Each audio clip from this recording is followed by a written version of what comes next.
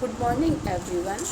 बच्चों, आज हम थॉमस एक्विनास के विचारों का अध्ययन करेंगे। मैंने जैसा कि आपको पूर्व कक्षाओं में बताया कि एक्विनास मध्ययुगीन विचारक था, जिसने कि मध्य युग में जो एक अंधविश्वास पनप रहा था, चर्च की सत्ता राज्य पे स्थापित हो रही थी, तो बड़े ही अच्छे ढंग से उसने चर्च और राज्य दोनों के बीच समन्वय स्थापित किया। तो बच्चों, कई बार एक्विनास को मध्यकाल के अरस्तु के नाम से भी जाना जाता है। तो कई बार ये प्रश्न आपसे पूछा जाता है कि एक्विनास मध्यकाल का अरस्तु था, इस कथन से आप सहमत हैं या नहीं है। तो पक्ष और विपक्ष में इसके तर्क देने होते हैं। तो आज हम उन्हीं विचारों का अध्ययन करेंगे। तो मैक्सी ने लिखा है कि एक्विनास मध्य युग का अरस्तु है ना। दूसरा पॉइंट है, अरस्तु ने जिस तरीके से राजनीतिक चिंतन में निम्नात्मक पद्धति को अपनाया, वैज्ञानिक पद्धति को अपनाकर एक व्यवहारिक दृष्टिकोण के आधार पर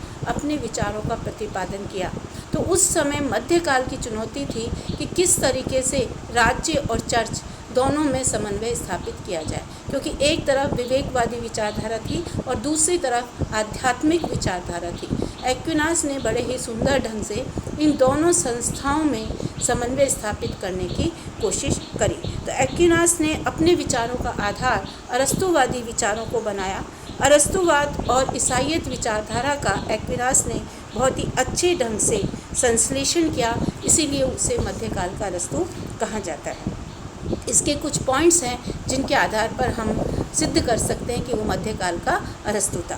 पहला है, एक्विनास ने अरस्तु के धर्मनिरपेक्ष विचार दर्शन को स्वीकार किया और ईसाई धर्म जो है उससे प्रेरित राजनीतिक दर्शन जो था उसके मध्य सेतु का काम किया।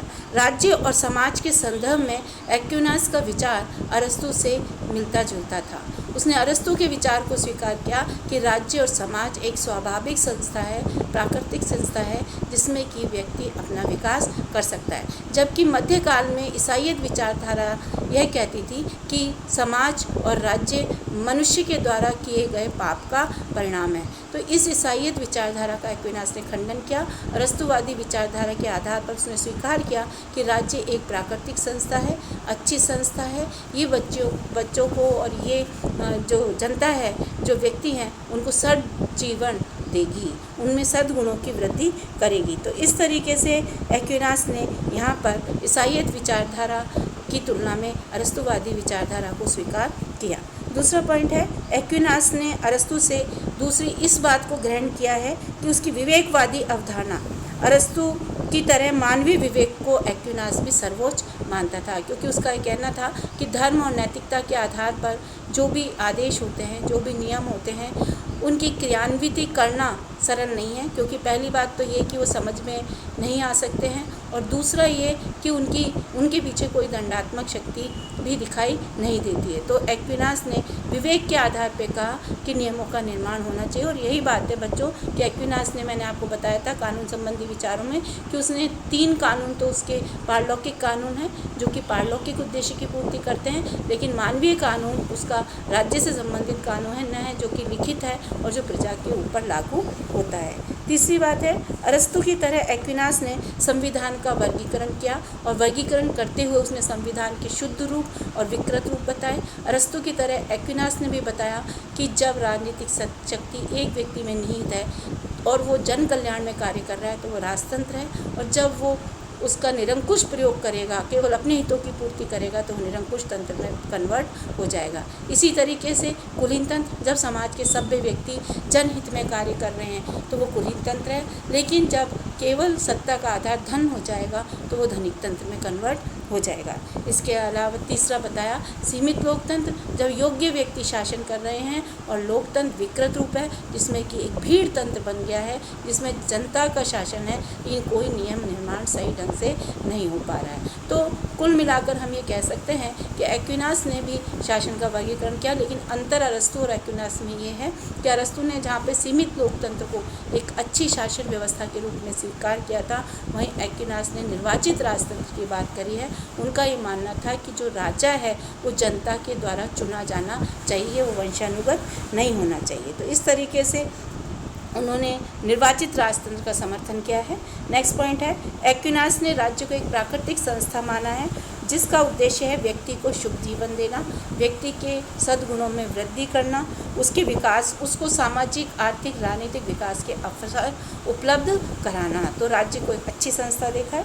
नेक्स्ट पॉइंट है, एक्विनास ने राज्य को लौकिक संसार से संबंधित माना है। राज्य और चर्च की जब हम बात करते हैं तो लौकिक संसार से संबंधित राज्य है और पारलौकिक संसार से संबंधित चर्च है, क्योंकि एक्विनास ने मनुष्य के दो उद्देश्य बताए हैं। एक तो लौकिक उद्देश्य जिनकी पूर्ति राज्य के माध्यम से होती है और एक पारलौकिक उद्देश्य जिसकी पूर्ति चर्च के माध्यम से होती है। नेक्स्ट है, एक्विनास अरस्तु के इस कथन से सहमत था कि कानून विवेक का परिणाम है। कानून की जो अभिव्यक्ति है वो विवेक से होनी चाहिए और मानवीय कानून जो है उसका बिल्कुल जीता जागता उदाहरण है, जिसका कि वर्णन बहुत ही अच्छे तरीके से एक्विनास ने किया है, जो कि मैं पूर्व में आपको बता चुकी हूँ। मानवीय कानून के पीछे दंडात्मक शक्ति है, जो व्यक्ति इन कानूनों का पालन नहीं करेगा वो दंड का भागी होगा। तो इस तरीके से एक्विनास अरस्तुवादी विचारधारा से प्रभावित था, लेकिन वह उसे पूर्ण सत्य नहीं मानता था।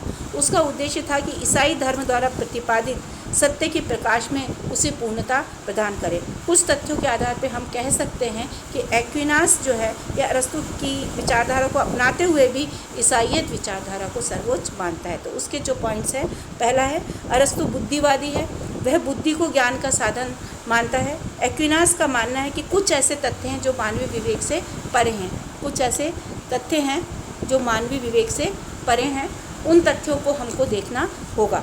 तो इस तरीके से एक्विनास ने ये कहा कि हमको ईश्वरीय कृपा से ही उसका ज्ञान प्राप्त होता है। तो यह जो ईश्वरीय कृपा देने वाली संस्था है वो चर्च है। तो चर्च में भी हमें अपनी आस्था रखनी पड़ेगी, क्योंकि कुछ समस्याओं का हल मानवीय विवेक से नहीं हो सकता।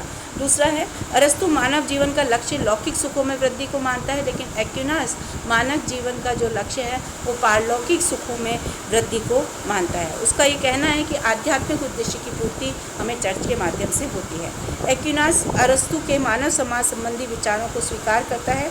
मानव समाज की रचना सब व्यक्तियों के हित के लिए हुई है, लेकिन मानव समाज में भी सबसे श्रेष्ठतर जो संस्था है वो चर्च है। फोर्थ है, एक्विनास अरस्तु के इन विचारों से सहमत है कि राज्य की उत्पत्ति स्वाभाविक रूप से हुई है, पर वह इस मत से सहमत है कि राज्य का उद्देश्य व्यक्ति को शुभ जीवन देना है। पर शुभ जीवन का उद्देश्य केवल लौकिक संसार तक सीमित नहीं है, शुभ जीवन का उद्देश्य है मोक्ष की प्राप्ति करना। तो व्यक्ति को जो मोक्ष की प्राप्ति कराने वाली संस्था है वो चर्च है। तो इस तरीके से बच्चों बहुत ही अच्छे ढंग से एक्विनास ने अरस्तुवादी विचारधारा को अपनाते हुए ईसाईयत विचारधारा का संश्लेषण किया, इसलिए उसको मध्यकाल का अरस्तु भी कहा जाता है। अरस्तुवाद और ईसाईयत विचारधारा का संश्लेषण करने वाला विचारक भी कहा जाता है। और एक्विनास ने बहुत ही सुंदर ढंग से राज सत्ता और चर्च सत्ता इन दोनों के बीच समन्वय स्थापित करने की कोशिश करी है।